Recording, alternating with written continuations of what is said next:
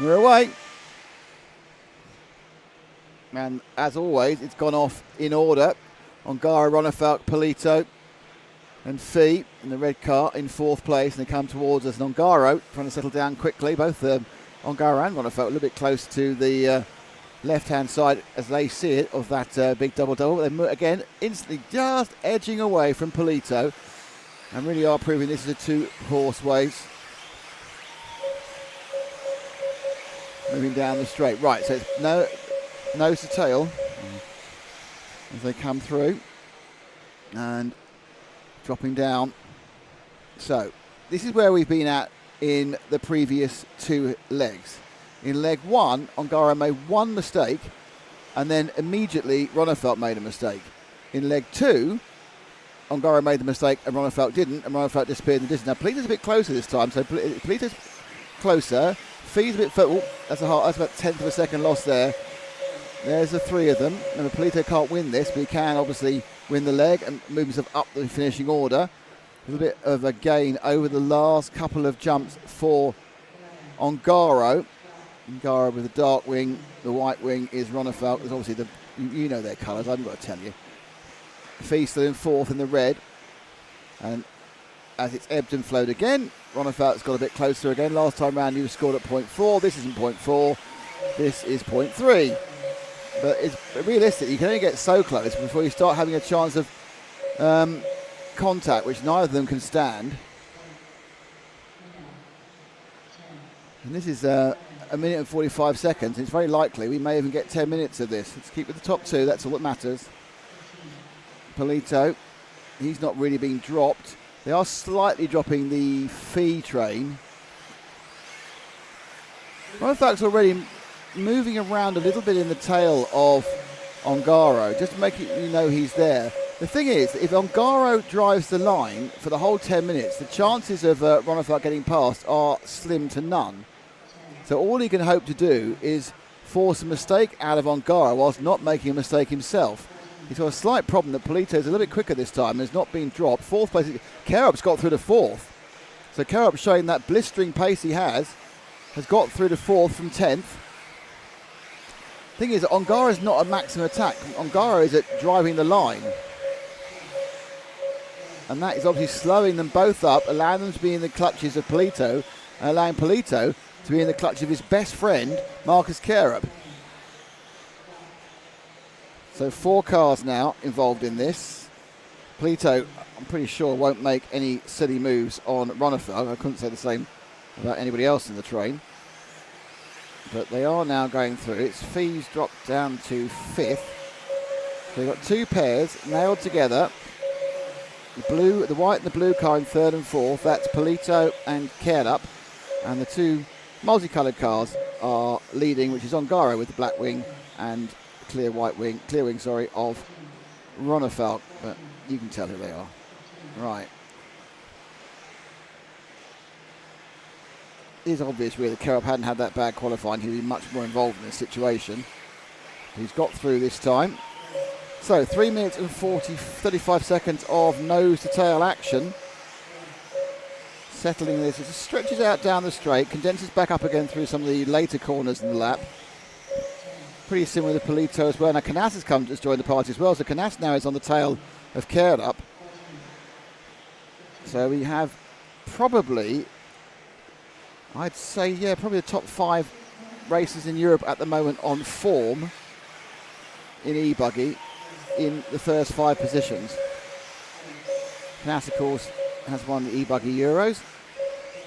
Didn't win it last year because that was all Ongaro is the e-buggy European champion. And Kerup is the e-buggy world champion. Ronnefalk, I think, won the first 2. He's made a little bit of mistake there and lost a good, 2/10, 3/10. Give him some breathing room for Ongaro. Whether Ongaro decides to absolutely try and sprint away at this point or continue just driving a line, but already that gap's been made back up again. Just gives you the impression of how not at full speed is Davide. He knows that he just needs to run the line. Now it's a quite risky thing because if they hit each other and they both drop out, then Ronnefalk moves into pole position for winning overall. But again, I don't think David's that sort of driver. I know he's not that sort of driver. He's got close. He got there. He got one wheel ahead of the rear wheel of Ongaro. I don't think for a second that Ronnefalk's getting frustrated by this, because I think he absolutely knew this was what was going to happen. He knew this was going to be the race. I think he's probably slightly concerned about how close Polito is behind him in the white car on the S-Works. So just to give you a bit of a chassis run there, we've got an Associated, we've got an X-Ray, we've got an S-Works, then we've got another Associated, and then we have another S-Works in the top 5. They've managed to put a little bit more of a gap on Polito, but again, a little kind of a sideways moment there for Ronnefalk, and Polito gets back up on his tail again. 5 cars in a train because Ongaro is going as fast as he needs to go and no faster.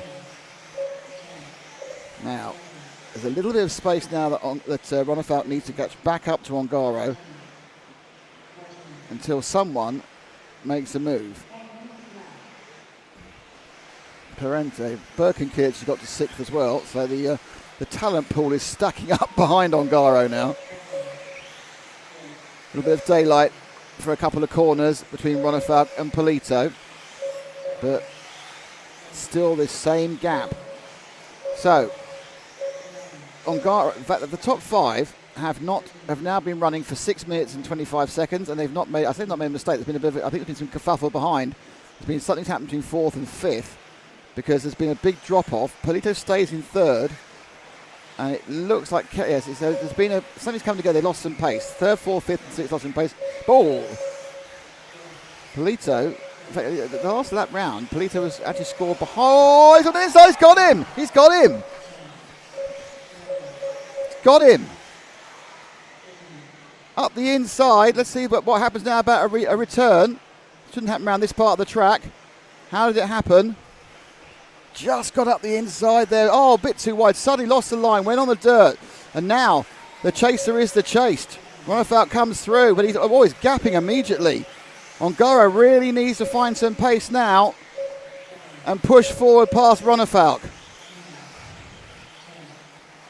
But it looks like all this time Ronnefalk's had a couple of extra kilometres an hour, this is miles per hour in the UK, in hand, but still has to keep it flat. Still 2 minutes and 30 seconds for Ongaro to do something about it. Totally clean pass. Minor error from Ongaro. Went a little bit wide, a minor error, no more.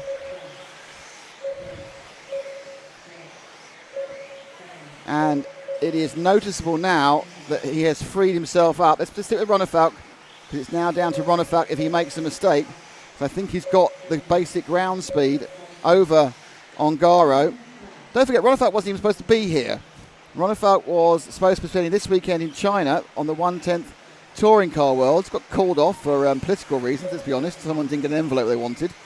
And so last minute, him and Hampersburg built 2 cars up for him, and he came over to NeoLand. And obviously, there's a big Swedish tradition of this event run by Phil Mortenstead for so many years, who is an Anglo-Swede, of course. Now lives in Barbados, poor man.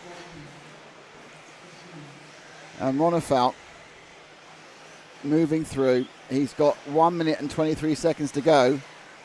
And if he can keep all 4 wheels pointing straight and not clip a pipe, roll over or anything else, we're going to see a win for Ronnefalk in this A3.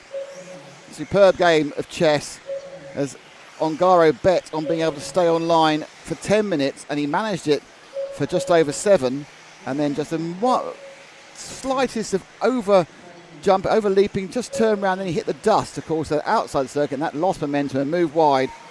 And Ronnefalk and his X-Ray are now within a lap and a half of winning. He'll get this one and one more. Behind him, Polito has stayed in 3rd. Canassa's got 4th. Kerup's 5th. Birkenkirch is 6th. Kent Boda is 7th. He's down in 8th. Elliot Boots is 9th. We've got Peliente in 10th. David Toll is 11th. Misha Widmeyer is 12th. Rob Battle is 13th. Andre Trevisan is 14th. And Una Hatnan is in the final position at the moment. Right, Ronnefalk now on his last lap. The Swede looks like he's going to take the first championship at NeoLand 2026. He's going to become the E-Buggy Pro champion with a mistake-free 10-minute run against a minor error, not even a mistake run for Ongarbez. All it took when they were so close. David Ronnefalk is going to be your 2026 NeoLand championship with an absolutely perfect run, 2 perfect runs in a row. Ronnefalk wins Pro E-Buggy. Let's see how he did it once again. Just came, look, it just turned it round and hit the dust on Garo, and through went Ronnefalk. What a result. What a result for David.